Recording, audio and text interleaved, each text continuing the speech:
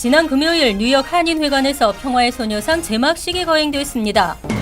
15일 실시된 뉴욕 총영사관 국정감사에서 뉴욕 코리아 센터와 다카 문제가 거론됐습니다. 연방법무부는 뉴욕시가 불체자 보호도시 정책을 계속 유지한다면 경찰 지원 예산을 중단하겠다고 선언했습니다. 국방부 장관이 매분이 프로그램 폐생에 노력하겠다고 밝혀 귀추가 주목되고 있습니다. 내년도 소셜 세큐리티 은퇴 연금과 저소득층 생활보조금의 인상률이 2%로 발표됐습니다. 이상은 이 시각 주요 뉴스입니다. 여러분 안녕하십니까? KBN 뉴스입니다.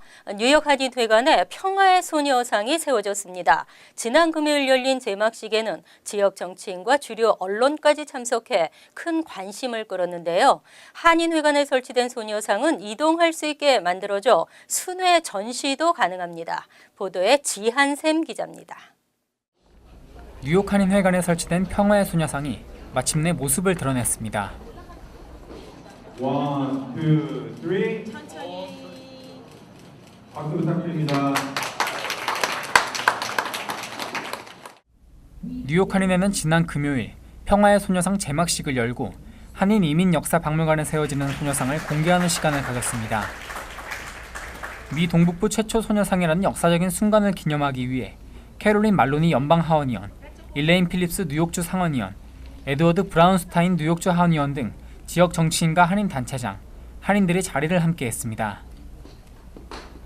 뉴욕 한인회관에 설치된 평화의 소녀상은 일제강점기에 강제징용돼 아물지 않는 고통을 겪은 위안부 할머니들을 기리기 위해 제작된 동상입니다. 다음 후대의 교훈으로 역사를 남겨서 이 세상에 다시는 우리가 겪은 이 비극을 그 어느 곳에서도 되풀이되지 않도록 저희들이 이러한 평화의 메시지를 울림시켜 나가려고 합니다. 한인회관에 설치된 평화의 소녀상은 광화문 일본 대사관 앞에 설치된 것과 동일한 동상으로 조각가 김석영, 김운성 부부가 직접 제작했습니다. 특별히 이동이 가능하게 제작돼 앞으로 순회 전시도 계획하고 있습니다. 이게 어떤 분이든지 이 자리에 앉아서 함께 생각해보는 자리, 함께 같이 소녀상과 같은 곳을 바라보면서 이 소녀가 왜 이 자리에 앉아 있었을까? 왜 20년, 지금까지 27년간 수요 집회가 이루어지고 있을까라는 생각을 해보는 자리입니다. 멜로니 위원과 미 정치인들은 위안부 할머니들을 기억할 수 있도록 소녀상이 뉴욕에 설치된 것을 기쁘게 생각한다며 위안부의 실상이 미국 내에서 전파될 수 있도록 노력하겠다고 밝혔습니다. 한인 이민역사 박물관에 설치된 평화의 소녀상은 앞으로 박물관 개장과 함께 한인과 뉴욕 시민들이 자유롭게 찾을 수 있도록 할 예정이며 소녀상 뒤에 설치된 스크린을 통해 위안부의 역사적인 배경과 진실을 알릴 계획입니다. KBN 뉴스 지한샘입니다. 뉴욕 총영사관과 유엔 대표부에 대한 국정감사가 실시됐습니다. 수년째 지연되고 있는 뉴욕 코리아 센터 신축 사업에 대한 지적이 잇따랐고 다카 피해자 지원 문제도 주문했습니다. 지한샘 기자가 보도합니다. 어제 실시된 뉴욕 총영사관 국정감사에서 뉴욕 코리아 센터 신축 사업이 또다시 도마 위에 올랐습니다. 뉴욕 코리아 센터는 지난 2009년 3월 맨해튼 32가에 부지를 매입했으나 시공사 선정에 차질이 생겨 수년간이나 지연되었습니다. 작년 말 중견 건설업체인 KSK그룹을 시공사로 지정하고 공사에 들어가나 싶었지만 지하를 관통하는 기차 노선 문제가 불거지며 착공이 거듭 지연되고 있습니다.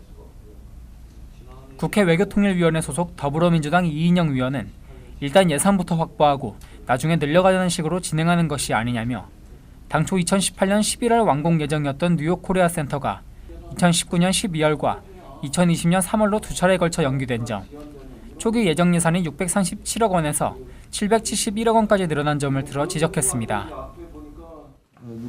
637억에서 669억으로 늘었다가 지금 771억까지 됐어요. 그러니까 예산은 부족하지 않게 확보가 된 겁니까 이제는? 현재로서는 저희가 그 정도 771억 예산으로 우리가 장담은 못 하시는 거죠? 예, 지금 이제 거의 상당 부분 정리가 됐다고 보입니다. 오승재 뉴욕 한국문화원장은 뉴욕 암트랙에 관련 서류를 모두 제출해 허가를 기다리고 있는 상황이라며 2020년 3월까지는 완공할 수 있을 것이라고 말했습니다. 외교통일위원장인 더불어민주당 심재건 의원은 시공사 입찰 과정에 대한 한인건설업체의 불만이 큰 것으로 안다며 상황을 충분히 이해할 수 있도록 그들에게 해명해달라고 요구했습니다. 이번 국정감사에서는 FTA 재협상으로 인한 사회 분위기 변동, 다카 문제로 인한 한인사회 지원 문제 등 다양한 사항의 질의응답 시간이 이어졌습니다.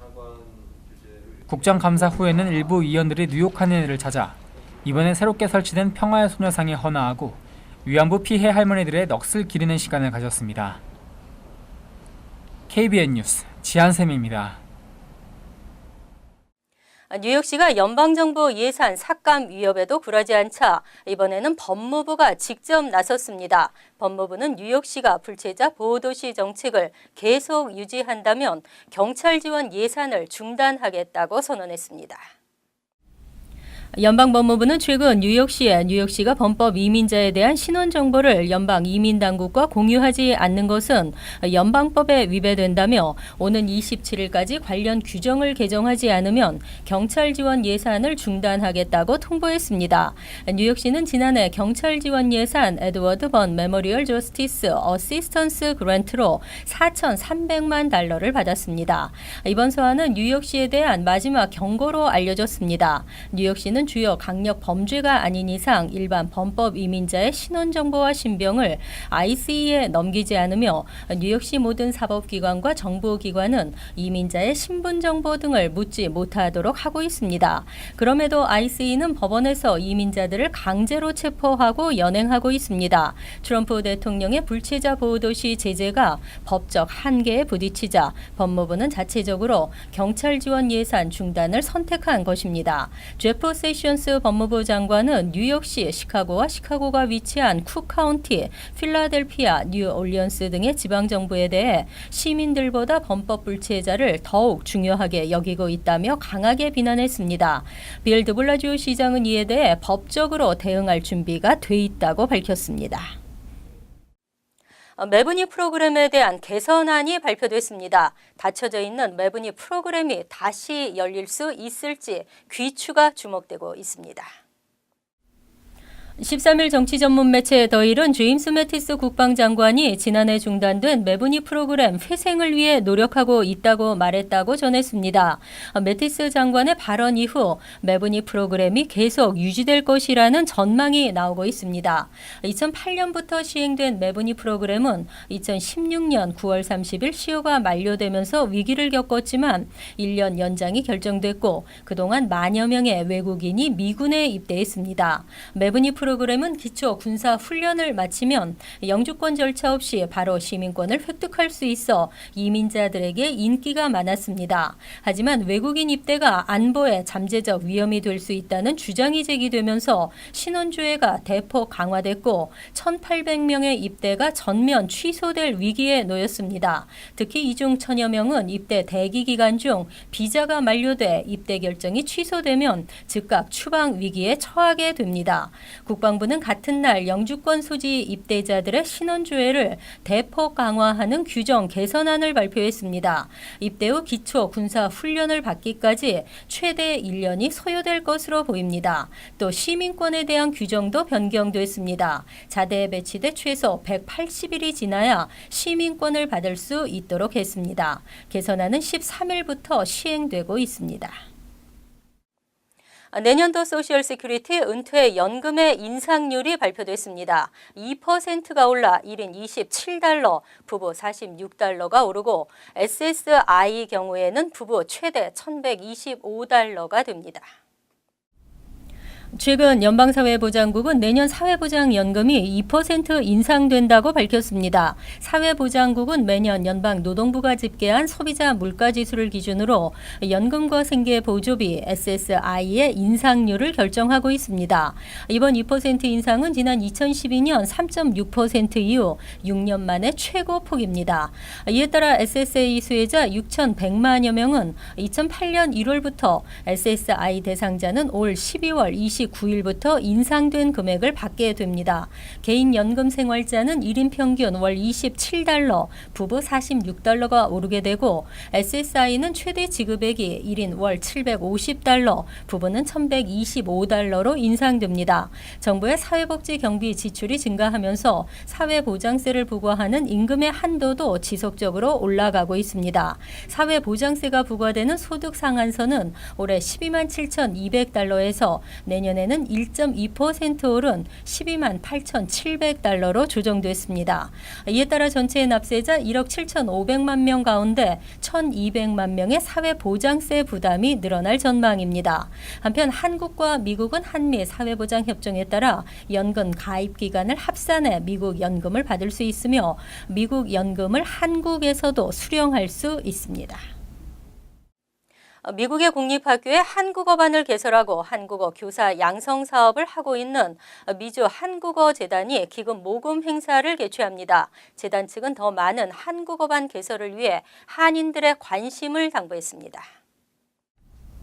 미주 한국어재단이 창립 10주년을 맞아 기금 모금 행사를 개최합니다. 한국어재단은 미주 전 지역에서 한국어 교육을 위해 열심히 일하고 있는 분들의 모습을 보여주고자 이 행사를 개최하게 됐다고 설명했습니다.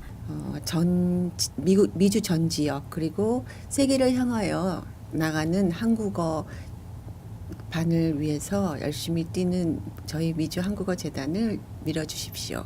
꼭 많은 참석 부탁드립니다.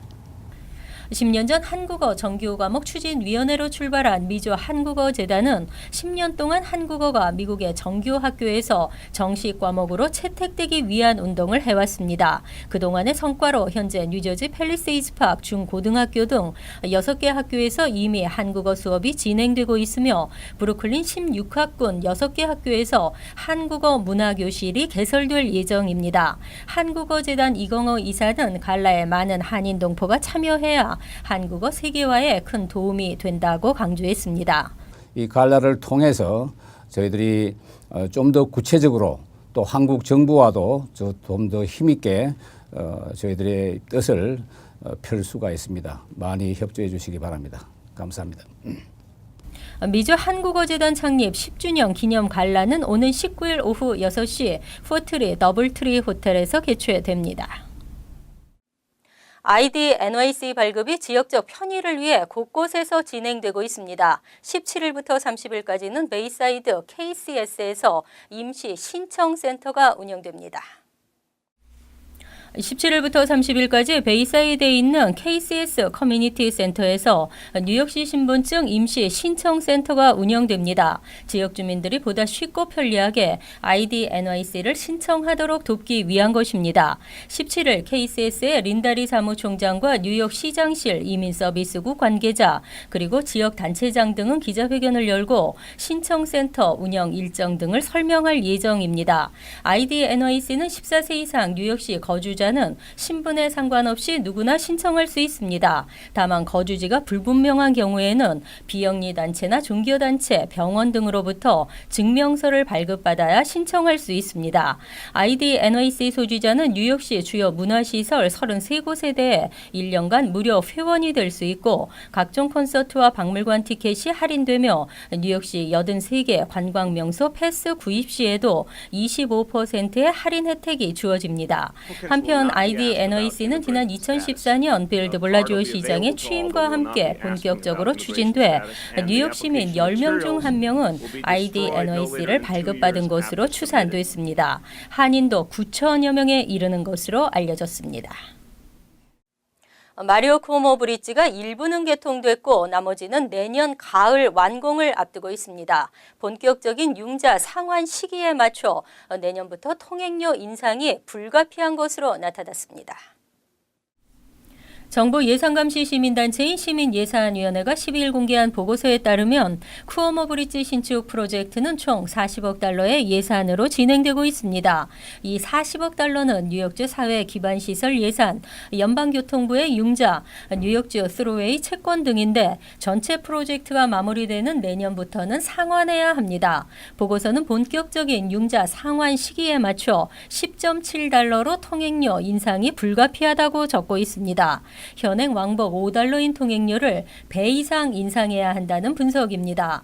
또 쿠오모 브리지의 통행료가 $10.7로 인상돼도 다른 교량과 터널에 비해서는 낮은 수준이라며 새로 지어진 쿠오모 브리지의 가치는 $10.7보다 더 높다고 평가했습니다. 보고서는 지출과 예비비를 빼고 현재 $5억 3천만 달러가 남아있는 상태여서 예산을 모두 사용하지 않고도 프로젝트가 완공될 가능성도 있다고 밝혔습니다. 그럼에도 통행료 인상은 완공과 동시에 이루어져야 융자 상환에 문제가 없을 것이라고 분석했습니다. 이에 대해 지역 정치인들과 주민들은 지역 경제에 큰 타격이 될 것이라며 반대하고 있습니다. 앤드류 쿠오모 주지사도 2020년까지 통행료를 동결하겠다고 밝힌 바 있습니다.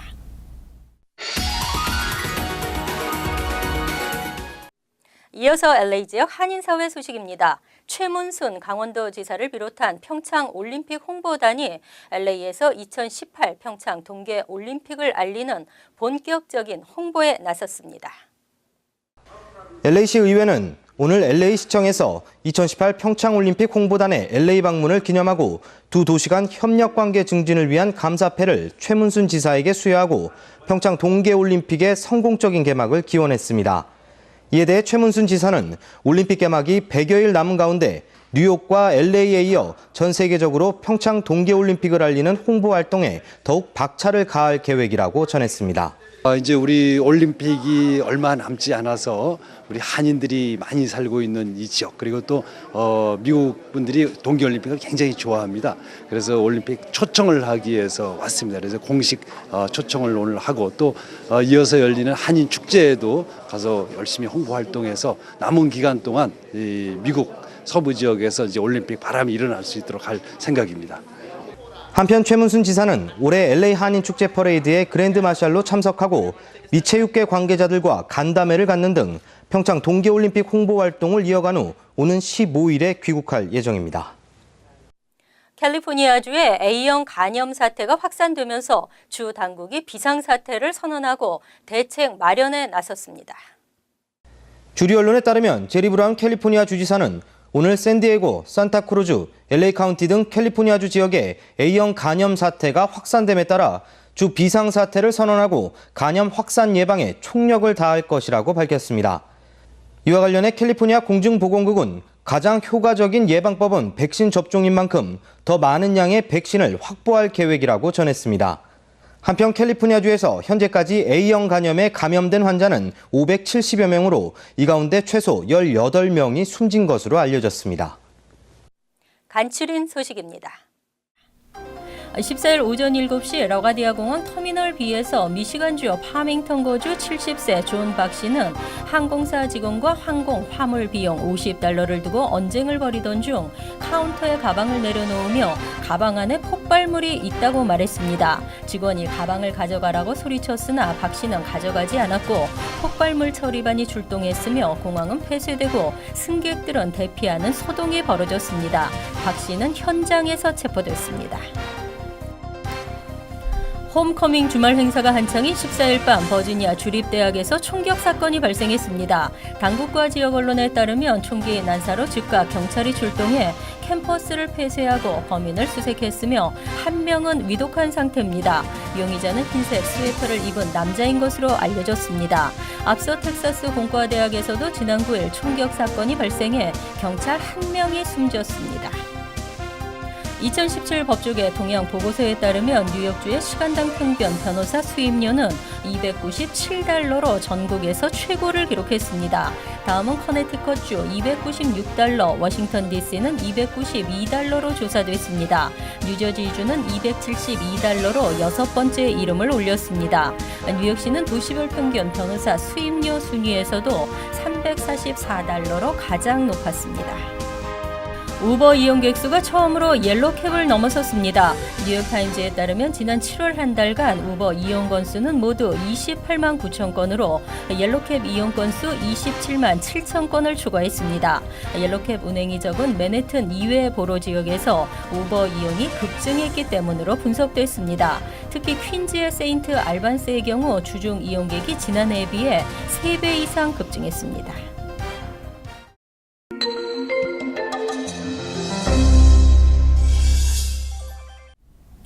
시민참여센터는 지난 주말 뉴저지 버겐 카운티 일대에서 유권자 등록 캠페인을 개최해 50명의 신규 유권자 등록을 비롯 수십 건의 올해 선거 관련 문의와 주소 변경 신고를 지원했습니다. 당뇨 예방 교육을 실시하는 KCS 당뇨 예방팀에서 당뇨 교육 참여자들과 함께 마라토너 권이주 선생을 초대해 키세나팍을 걷는 건강 대회를 가졌습니다. 미주 한인의사협회 정현희 회장은 오는 21일과 22일 열리는 미동부 추석대잔치에서 뉴욕 한국 라이언스 클럽이 진행하는 무료 의료 봉사에 필요한 독감 백신 구입에 써달라며 $2,000를 기부했습니다. 뉴저지 경제인협회는 지난 토요일 벤시언 컨트리팍에서 협회 회원과 차세대들 50여 명이 모인 가운데 가을 운동회 및 BBQ 파티를 가졌습니다. 환율과 증권 소식입니다.